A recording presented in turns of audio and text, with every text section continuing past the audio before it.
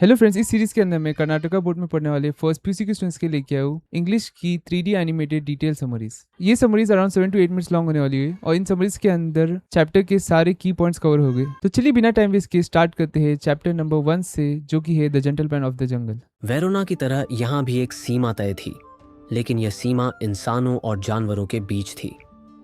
बहुत समय पहले एक अफ्रीकी जंगल में एक आदमी रहता था जो बहुत ही सिंपल और काइंड हार्टेड था। उसी जंगल में एक बहुत ही ताकतवर और विशालकाय हाथी भी रहता था। हैरान करने वाली बात यह थी कि उन दोनों के बीच एक बहुत ही गहरी दोस्ती थी। लेकिन यह दोस्ती उस वक्त एक बहुत ही बड़े बिट्रेयल यानी धोखे में बदल गई जब एक दिन जंगल में एक भयानक थंडरस्टॉर्म आया। आसमान में बिजली कड़क रही थी और मूसलाधार बारिश ने पूरे जंगल को अपनी चपेट में ले लिया था। हाथी कांपता हुआ आदमी की छोटी सी झोपड़ी के पास आया। उसने अपनी आवाज में बहुत ज्यादा ह्यूमिलिटी और मासूमियत लाकर विनती की, मेरे प्यारे दोस्त, क्या तुम मेरी एक छोटी सी मदद करोगे? बाहर बहुत भयानक टोरेंशियल रेन हो रही है और मैं पूरी तरह भीग रहा हूँ। क्या मैं अपनी ट्रंक यानी सूंड तुम्हारी झोपड़ी के अंदर रख सकता हूँ ताकि वह भीगने से बच जाए? आदमी बहुत ही दयालु और सिंपैथेटिक इंसान था। उसने सोचा कि सूंड तो छोटी सी है, उसे अंदर जगह देने से उसे कोई परेशानी नहीं होगी। उसने बद्धे दिल से कहा, दोस्त, मेरा घर छोटा है, लेकिन तुम्हारी सूंड और मेरे लिए इसमें सफिशिएंट स्पेस है। तुम अपनी सूंड आराम से अंदर रख लो। लेकिन जैसे ही हाथी ने अपनी सूंड अंदर डाली, उसकी ग्रीड यानी लालच बढ़ने लगी। उसने धीरे धीरे अपना पूरा सिर अंदर घुसा दिया और फिर अपनी भारी भरकम बॉडी के साथ उस आदमी को उसकी अपनी ही झोपड़ी से बाहर कीचड़ में धक्का दे दिया। Flung the man out. हाथी आराम से अंदर लेट गया और बहुत ही एरोगेंट अंदाज में बोला, तुम्हारी त्वचा स्किन मुझसे कहीं ज्यादा सख्त है, तुम बारिश को सह सकते हो, लेकिन मेरी त्वचा बहुत ही डेलिकेट है। अपने बचाव के लिए मुझे इस जगह की ज्यादा जरूरत है। आदमी बाहर बारिश में भीगता रहा और अपनी झोपड़ी के लिए शोर मचाने लगा। उसकी आवाज सुनकर जंगल के बाकी सभी जानवर वहां क्यूरियोसिटी की वजह से इकट्ठा हो गए। इस पूरे हंगामे और टर्मोइल के बीच जंगल का राजा शेर, द लायन किंग, वहां दहाड़ता हुआ पहुंचा। हाथी, जो उस जंगल का एक हाई मिनिस्टर भी था, उसने शेर को अपनी मीठी और चालाक आवाज में समझाया कि वे बस अपनी झोपड़ी के मालिकाना हक पर एक डिस्कशन कर रहे थे। शेर ने अपनी शान दिखाते हुए न्याय का नाटक किया और एक इंपीरियल कमीशन ऑफ इंक्वायरी नियुक्त करने का आदेश दिया। शेर ने आदमी से मुस्कुराकर कहा, तुमने मेरे मंत्रियों से दोस्ती करके बहुत अच्छा काम किया। तुम बस थोड़ा इंतज़ार करो, ये कमीशन तुम्हें पूरा मौका देगी और तुम इसके फाइनल डिसीजन से बहुत खुश हो जाओगे।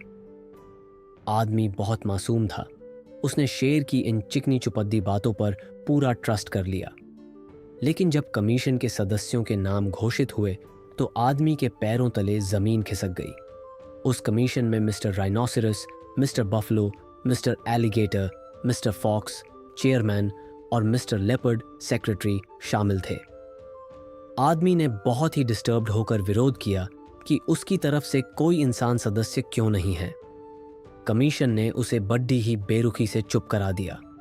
उन्होंने तर्क दिया कि कोई भी इंसान अभी इतना एजुकेटेड और समझदार नहीं है जो जंगल के इन जटिल कानूनों, इंट्रिकेसी ऑफ जंगल लॉ को समझ सके। कमीशन के सभी सदस्य प्रेडेटर्स थे और आदमी पूरी तरह से हेल्पलेस महसूस कर रहा था।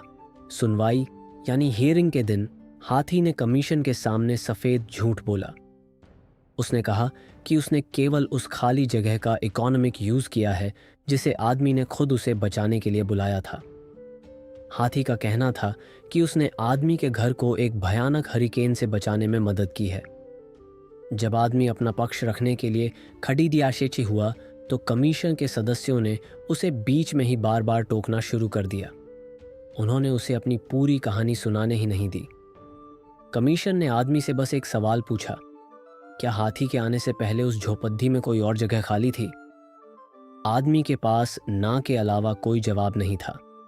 कमीशन ने एक प्री प्लान्ड वर्डिक्ट यानी फैसला सुनाया। उन्होंने कहा कि आदमी को अपनी झोपड़ी हाथी को दान कर देनी चाहिए, क्योंकि हाथी एक हाई ऑफिशियल है और उसकी सुरक्षा ज़्यादा महत्वपूर्ण है। आदमी को सलाह दी गई कि वह कहीं और अपनी नई झोपड़ी बना ले, जहां उसे भविष्य में पूरी सुरक्षा दी जाएगी। आदमी अपनी जान बचाने के लिए और डर के मारे यह अन्याय सह गया। उसने दूसरी जगह झोपड़ी बनाई, लेकिन जैसे ही वह बनकर तैयार हुई, मिस्टर राइनोसिरोस ने उस पर जबरन कब्जा कर लिया। फिर उसने तीसरी झोपड़ी बनाई तो मिस्टर बफेलो उसे छीन ले गया। यह सिलसिला तब तक चलता रहा जब तक कि जंगल के सभी बद्ध जानवरों यानी जंगल लॉर्ड्स के पास अपनी अपनी नई झोपड़ियां नहीं हो गईं। आदमी अब पूरी तरह समझ चुका था कि यह कमीशन और यह कानून उसके किसी काम के नहीं हैं। ये सब मिलकर उसे लूट रहे थे। उसे अपने बुजुर्गों की एक पुरानी कहावत याद आई, नंगेंडा तीन देगागा मोतेगी, जिसका मतलब है कि धरती पर चलने वाले हर जीव को फंसाया जा सकता है। उसने हार मानने के बजाय एक फाइनल मास्टर प्लान तैयार किया। उसने थोड़ी दूर पर एक बहुत ही बधी, मजबूत और आलीशान झोपड़ी बनाई। उसे देखते ही जंगल के सभी रईस और ताकतवर जानवर उस पर कब्जा करने के लिए टूट पड़े। हाथी झोपड़ी के अंदर पहले से सो रहा था। तभी तेंदुआ खिड़की से अंदर कूदा। शेर और लोमड़ी दरवाजे से आए और मगरमच्छ छत फाड़कर अंदर घुस गया। जल्द ही वे सभी उस झोपड़ी के अंदर अपनी जगह और ऑथोरिटी के लिए एक दूसरे से भयानक तरीके से लड़ने लगे। जब आदमी ने देखा कि वे सभी लड़ाई में पूरी तरह एम्ब्रोल्ड और व्यस्त हैं, तो उसने अपना मास्टर स्ट्रोक खेला। उसने बाहर से दरवाज़ा मजबूती से बंद कर दिया और सूखी घास की मदद से झोपड़ी के चारों तरफ आग लगा दी। सारे जंगल लॉर्ड्स और ऑन प्रेशर्स उस आग में जलकर खाक हो गए। आदमी ने चैन की एक लंबी सांस ली और जलती हुई झोपड़ी को देखते हुए बोला, peace is costly but it's worth the expense, यानी शांति हासिल करना महंगा ज़रूर है, लेकिन इसकी कीमत चुकाना बहुत ज़रूरी है। उस दिन के बाद से आदमी को फिर कभी किसी जानवर ने परेशान नहीं किया और वह जंगल में अपनी आज़ादी के साथ खुशी खुशी रहने लगा। यह कहानी हमें सिखाती है कि अन्याय के खिलाफ आवाज़ उठाना और ख़ुद को मजबूत बनाना ही आज़ादी का एकमात्र रास्ता है।